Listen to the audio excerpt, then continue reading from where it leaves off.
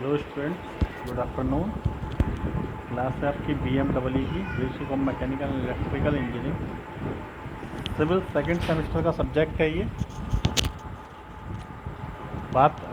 Chapter चल रहा था आपका एसी फंडामेंटल। एसी फंडामेंटल में आज हम पढ़ेंगे RMS value and root mean square value. Alternating current के एक फुल साइकिल के लिए करंट के वर्ग के माध्य के वर्गमूल को करंट का वर्ग माध्य मूलमान कहते हैं। इसे IM से प्रदर्शित करते हैं। एक्चुअली होता क्या है, I R M S equal to under root I square के लिए हम एवरेज मान कैसे निकालेंगे। देखो, 0 to T I square D T upon limit लगाएंगे 0 to T D T, integration कर देंगे। आपको पता है इजिकल टू क्या होता है, I0 साइन ओमेगा टी होता है, तो T equal to 2 pi by omega होता है। ये इक्वेशन में पुट कर दिया ऊपर वाली में, तो हो जाएगा 0 to T I square sine square omega T D T upon T 0 to T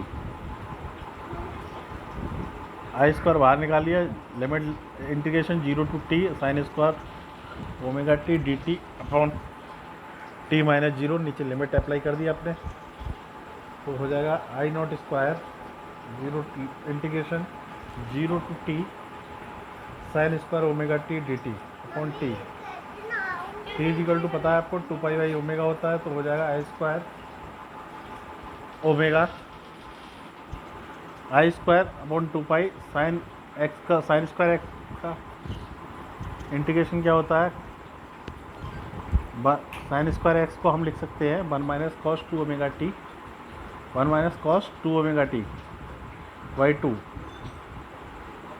D T, तो हो जाएगा आपका I0 square omega upon 2 pi 0 T 1 minus cos 2 omega T D T equal to I0 square omega upon 2 pi, इसका integration one का क्या हो जाएगा, T हो जाता है, और कॉस एक्स का क्या होगा, साइन एक्स, तो sine 2 omega T upon 2 omega 0 to 2 pi by omega, limit लगा देंगे।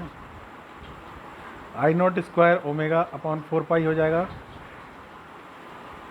और लिमिट जब अप्लाई करेंगे 2 pi by omega minus sine 2 omega into 2 pi by omega upon 2 omega minus 0, इसको जब कैलकुलेट करेंगे तो I0 square omega upon 4 pi into 2 pi by omega, pi से पाई कैंसिल आउट हो जाएगा, 2 से 4, तो ये बचेगा ओमेगा से omega cancel, I0 square by 2 I0 square by 2 बचा। इसको क्या करा हमने, अंडर रूट हटाने के लिए वर्क कर दिया, तो इस तरह से आपका आ गया IRMS equal to I0 by root 2, और रूट 2 की मान रख देंगे 1.417414, जब कैलकुलेट करेंगे तो आ जाएगा 0.0707 I0। IRMS क्या हो जाएगा आपका 0.0707 I0। यही आपके ऑब्जेक्टिव में पूछा जा सकता है।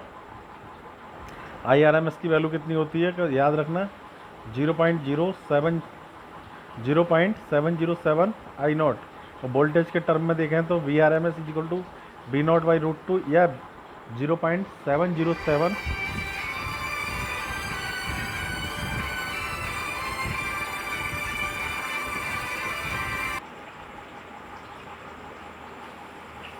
VRMS हो गया आपका V0 बाई रूट 2 7.707 V0। इसके बाद आता है फॉर्म फैक्टर। फॉर्म फैक्टर क्या होता है, तो फॉर्म फैक्टर अल्टरनेटिंग वोल्टेज अथवा करंट के वर्ग माध्य मूलमान यानी RMS वैल्यू और हाफ साइकिल के लिए एवरेज वैल्यू के रेशियो को अल्टरनेटिंग वोल्टेज अथवा करंट का फॉर्म फैक्टर कहते हैं। इसे F से डिनोट करते हैं। F इजिकल टू होता है VRMS अपॉन BM यानी RMS वैल्यू, और हाफ साइकिल के लिए एवरेज वैल्यू। VRMS क्या होता है, V0 बाई रूट 2 तथा BM होता है 2 V0 अपॉन पाई। इसको जब कैलकुलेट करेंगे V0 से V0 कैंसिल आउट हो जाएगा, तो ये हो जाएगा पाई अपॉन 2 रूट 2 बराबर हो जाएगा 1.11। तो फॉर्म फैक्टर का मान क्या हो गया, 1.11। फॉर्म फैक्टर में अल्टरनेटिंग वोल्टेज अथवा एसी करंट की वेव प्रकृति का अनुमान लगाया जाता है। फॉर्म फैक्टर से क्या लगाया जाता है? अल्टरनेटिंग वोल्टेज अथवा करंट, अल्टरनेटिंग करंट की वेव की प्रकृति का अनुमान लगाया जाता है। उसके बाद आता है साइकिल। साइकिल किसे कहते हैं? एसी करंट जीरो से चलकर पॉजिटिव डायरेक्शन में से अपने उच्चतम मान से होकर जीरो तक आने पर तथा शून्य मान से नेगेटिव डायरेक्शन में उच्चतम मान से होकर पहुंचने पर एक साइकिल कंप्लीट होती है। एक साइकिल को ही हम चक्र या साइकिल कहते हैं। जीरो से स्टार्ट होगी, पॉजिटिव हाफ, फिर जीरो से स्टार्ट, पॉजिटिव नेगेटिव, मिलके एक साइकिल बनती है। उसके बाद आता है इंडक्टेंस। इंडक्टेंस क्या है? मैग्नेटिक, ये क्या है? गोला है, मैग्नेटिक गोला है कॉइल का, जिस कॉइल का मैग्नेटिक गोला है जिससे कॉइल में प्रवाहित होने वाली करंट के प्रवाहित होने में मैग्नेटिक फ्लक्स या तो घटता है या बढ़ता है। कॉइल में ईएमएफ, इससे क्या होगा? कॉइल में एक ईएमएफ जनरेट होता है, उसी को हम क्या कहते हैं? इंडक्टेंस कहते हैं। इंडक्टेंस की यूनिट होती है हेनरी, तथा इसे अंग्रेजी के एल अक्षर से, कैपिटल एल अक्षर से हम डिनोट करते हैं। इसके बाद आता है फेज सीक्वेंस। फेज सीक्वेंस किसे कहते हैं? एसी पॉलीफेज सिस्टम में फेज जिस क्रम में जुड़े होते हैं इसे फेज सीक्वेंस कहते हैं। एसी पॉलीफेज सिस्टम में फेज जिस क्रम में जुड़े हों वो क्या कहलाता है? फेज सीक्वेंस कहलाता है। फेज सीक्वेंस को रेड, ब्लू और येलो, ब्लू वायरों के रंग RYB अक्षर से प्रकट करते हैं। RYB से आप फेज सीक्वेंस को प्रकट करते हैं। उसके बाद आता है फॉर्म फैक्टर।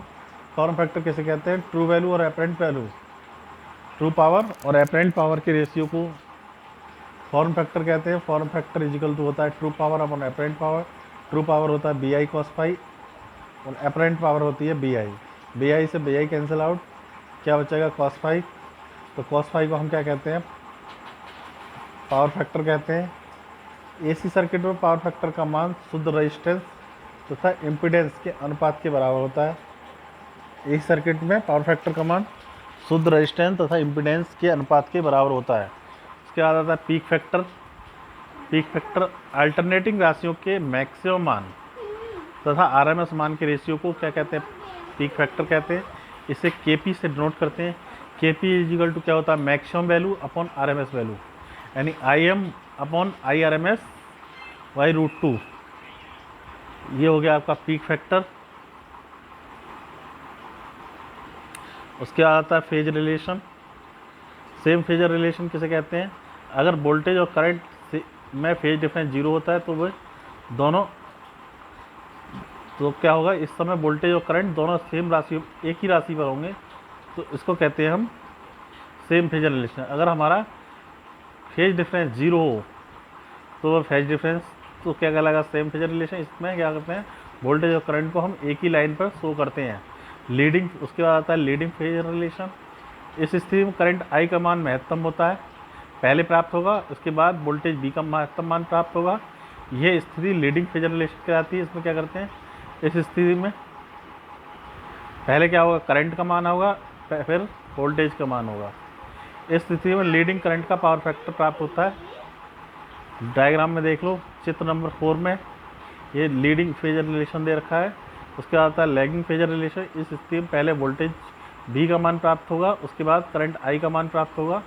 इस स्थिति को हम लैगिंग फेजर रिलेशन कहते हैं। लैगिंग फेजर रिलेशन कहते हैं।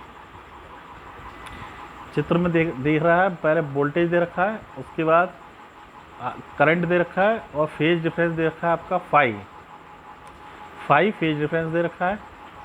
तो ये हो गया आपका lagging phasor relation, leading phasor relation, same phasor relation, ये तीनों इंपॉर्टेंट है। उसके बाद आता है आपका effect of alternating voltage applied to a pure resistance, pure inductance and pure capacitive tense circuit. इसको नेक्स्ट लेक्चर में हम बताएंगे। प्योर रेजिस्टेंस में कैसे फेजर रिलेशन बनता है, प्योर इंडक्टेंस में कैसे बनता है, प्योर इंडक्टिव सर्किट में, प्योर कैपेसिटिव सर्किट में किस तरह से बनता है, क्या इफेक्ट पड़ता है। तो ये नेक्स्ट लेक्चर में बात होगी। आज की क्लास के लिए धन्यवाद।